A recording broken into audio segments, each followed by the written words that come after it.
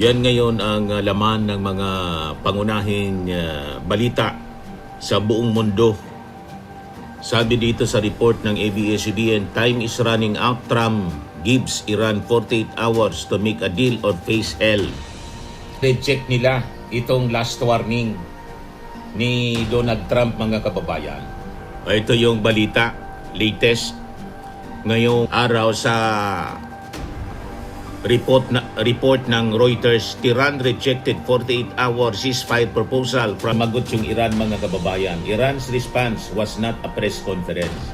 It was not a protest at the UN, sabi dito sa report. Iran si may official foreign news agency closely aligned with the IRGC o Iranian Revolutionary Guard. Nagbabagang mga balita at pagtalakay sa mga isyu ng lipunan. Bulsa, opinyon, banat at paglalantad sa katotohanan. Bulsa, what you see is what you get. You decide. Hello po mga kababayan, may stark warning na po si US President Donald Trump sa Iran. Ultimatum na po ito. Siguro mga kababayan, yan ang kanyang pahayag ngayon. Remember when I gave Iran 10 days to make a deal or open up the Hormuz Strait? Time is running out. 48 hours before all hell will rain down on them. Glory be to God, President Donald J. Trump. Ito mismo ngayon mga kababayan ang inilabas na stark warning ng Presidente ng Amerika as released by the White House mismo. Yan ngayon ang laman ng mga pangunahing balita sa buong mundo. Sabi dito sa report ng ABS-CBN, time is running out. Trump gives Iran 48 hours to make a deal or face hell. 48 hours before all hell will rain down on them, sabi po ni Donald Trump. Trump's latest threat came after a strike near an Iranian nuclear power plant prompted evacuations. And as Tehran announced fresh attacks in the region, with the Revolutionary Guard saying they hit a commercial ship in Bahrain allegedly linked to Israel. So palala ng palala mga kababayan ang sitwasyon, and nag-react na rin po yung Tehran. Ayaw magpasindak mga kababayan ng Tehran. Kaya ang susunod na 48 hours mga kababayan, ngayon nabawasan na kasi 6 hours ago yun. 42 hours na lang mga kababayan before all hell break loose. Ika nga mga kababayan, kung talagang magmamatigas ang Iran, tutuluyan na po siya ng Amerika na yung threat ni Donald Trump mga kababayan is to send back Iran to the Stone Ages. So ang reading natin dito mga kababayan sa threat ni Trump ng limited nuclear weapon to end the war mga kababayan, tulad ng ginawa sa Japan noong panahon ng World War II that resulted to the surrender ng emperador ng Japan. Yan ang mga lumalabas sa mga military analysis ng mga military experts. So yun ang kinakatakutan. Kasi syempre may mga madadamay na mga civilians pag ginamitan po ng limited nuclear weapon ng Amerika yung Iran. For Iran to surrender. Reject nila itong last warning ni Donald Trump mga kababayan. Ito yung balita, latest, ngayong araw sa report ng Reuters. Iran rejected 48-hour ceasefire proposal from US. Iranian media citing source says. An unnamed source told Iran's semi-official Fars news agency on Friday that Tehran had rejected a US proposal for a 48-hour ceasefire. The source said the proposal was made on Wednesday through another country which was not named. There was no immediate comment or confirmation from the US. Baliktad yata itong report ng Reuters. Hindi 48-hour ceasefire. proposal. Mali yata yung report ng Reuters. Ang balita ngayon ng latest mga kababayan, yung 48-hour ultimatum na una ng linabas mga kababayan kasi binigyan ng 10 days yata yon ni Trump yung Iran para sa peace plan and i-open yung Strait of Hormuz. Yun ang kwento. Mali yata din yung kwento ng ceasefire anthem na ginamit ng Reuters, mga kababayan. But anyway, abangan natin kung ano yung magiging resulta nito after na maglabas ng latest warning, mga kababayan, si President Donald Trump ng Amerika. Ngayon, ibigay ko sa inyo yung summary ng mga kaganapan, mga kababayan, in the Middle East. Sabi dito sa kinablis na summary ni Robert Kiyosaki. Si Robert Kiyosaki po, mga kababayan, yung author ng Rich Dad, Poor Dad. Lagi siyang may mga pinapublish na mga update, summary ng mga kaganapan sa Middle East. So sabi dito, mga kababayan, Iran just published a hit list. 8 bridges, 5 countries, one very clear message. The US struck one of Iran's largest bridges, the B1 bridge connecting Tehran to Karaj. President Trump posted a video of its collapsing and wrote, "The biggest bridge in Iran comes tumbling down, never to be used again. Much more to follow," sabi ni President Trump. Ito siya, mga kababayan, yung tulay na binomba ng Amerika, naputol po. The B1 bridge linking Karaj to Tehran bombed by the US on April 2. Naputol po siya. Ngayon, hindi nagpapasindak yung Iran. Sumagot yung Iran, mga kababayan. Iran's response was not a press conference. It was not a protest at the UN, sabi dito sa report.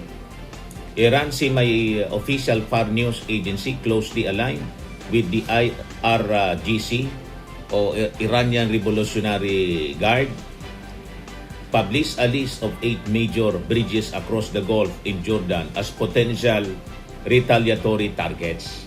So tatargetin ng Iran yung mga neighboring countries na kaalyado ng Amerika in the Middle East. So yun, banta ng Iran bilang pagganti. Ito yung mga bridges, mga kababayan, na nilabas ng Iran na target nilang bombahin. Sheikh Jaber Al-Ahmad Al-Sabah Sea Bridge sa Kuwait, Sheikh Zayed Bridge sa United Arab Emirates, Al-Makta Bridge sa United Arab Emirates, Sheikh Khalifa Bridge sa UAE pa rin, King Fahd Causeway sa Saudi Arabia and Bahrain, King Hussein Bridge sa Jordan, Damia Bridge sa Jordan, and Abdon Bridge sa Jordan. Ito yung target ng Iran, mga kababayan, after na bombahin ng Amerika yung kanilang tulay. Ito yung sa Kuwait, mga kababayan, parang San Juanico Bridge, Causeway. Ito yung target na bombahin ng Iran. Ito naman yung Sheikh Zayed Bridge sa United Arab Emirates. Target din siyang bombahin ng Iran. Ito pa yung isang tulay sa United Arab Emirates na target din ng Iran na bombahin ngayon. Ito yung isa pang tulay sa United Arab Emirates, yung Sheikh Khalifa Bridge. Ito naman yung sa Saudi Arabia, mga kababayan, Causeway Bridge sa Saudi Arabia, target din. In Bahrain, linking Saudi Arabia and Bahrain, target din ito, mga kababayan ng Iran. Ito naman yung sa Jordan, King Hussein Bridge, target din ng Iran. Ito pa target, Damia Bridge sa Jordan, mga kababayan. At saka itong Abdon Bridge sa Jordan, Amman, Jordan din, mga kababayan. Yon ang banta ng Iran. 8 mga tulay, mga kababayan, sa Middle East ang target nila bombahin, from Kuwait, Saudi Arabia, Jordan, United Arab Emirates. So sabi ng Iran, "You broke one of ours Here are 8 of yours. So sabi dito sa post ni Robert Kiyosaki, understand what this actually means in the real world. The King Fahd Causeway is the only fixed road connecting Saudi Arabia and Bahrain. It is a critical for regional trade and for US Fifth Fleet military logistics. Kaya yun ang target ng Iran. The Sheikh Jaber Bridge in Kuwait stretches 36 kilometers, a critical northern lifeline for an entire country. These are the arteries of the Gulf economy. Yun ang gustong iparalyze ng Iran. Oil, trade, military supply chains. All of it moves across these bridges every single day. And here is the part that should make your stomach turn, sabi po ni Robert Kiyosaki. The B1 bridge that was destroyed was still under construction.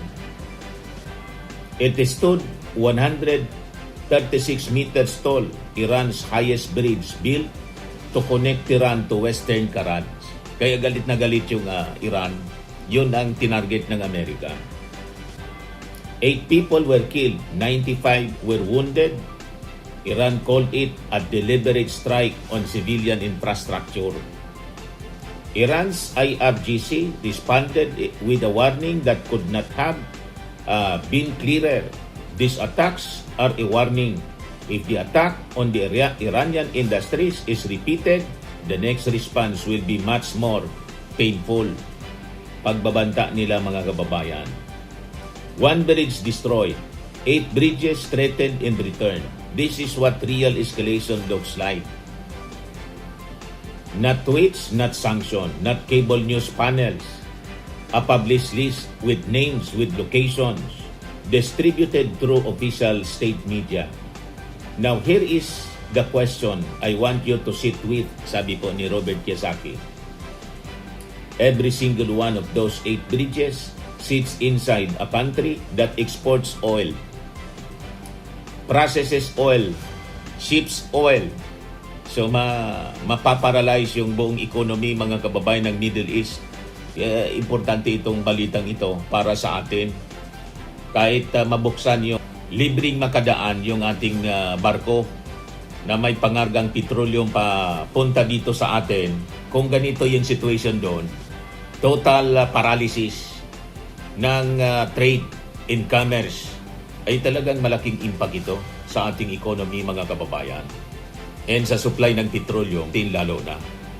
Yes, sabi po ni Robert Kiyosaki, the moment even one of them gets hit, and I am not predicting it, but the threat is now public and documented. Oil does not go to $109 a barrel. It goes somewhere nobody in the financial media is ready to say out loud.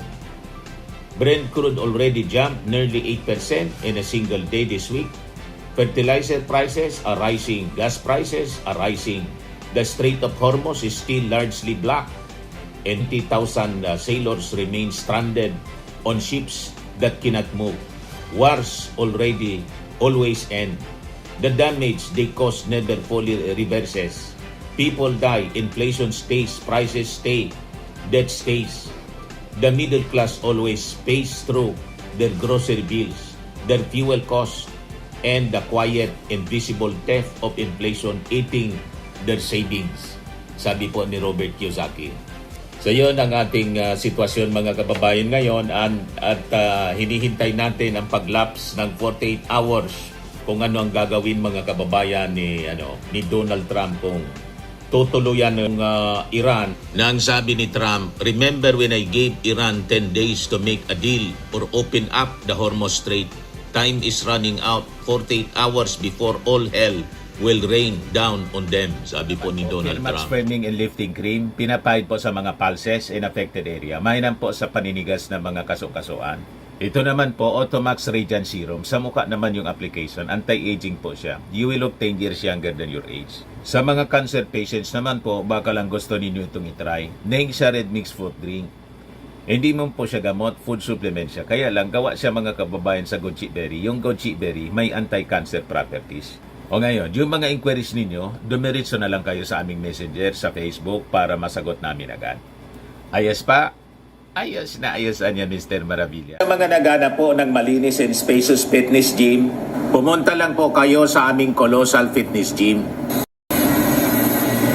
May Grab car rental din po kami. But anyway, ito po pala yung aming bagong product na binibenta online.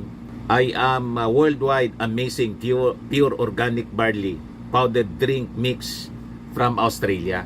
Negosyo to ng aking anak na architect entrepreneur Riz Maravillas. Ayan po. Kontakin na lang po ninyo siya, Riz Maravillas on Facebook. Ang mga health benefits niya, boost immunity, improves digestion, enhance energy levels, packed with antioxidants, prevent cancer. Ito naman po yung bago naming product na binibenta online. Eye Glow Serum, whitening po siya. Tingnan ninyo yung epekto sa aking anak na architect before and now. Yung mga inquiries po ninyo, dumiretso na lang kayo sa kanyang Facebook account, Riz Maravillas.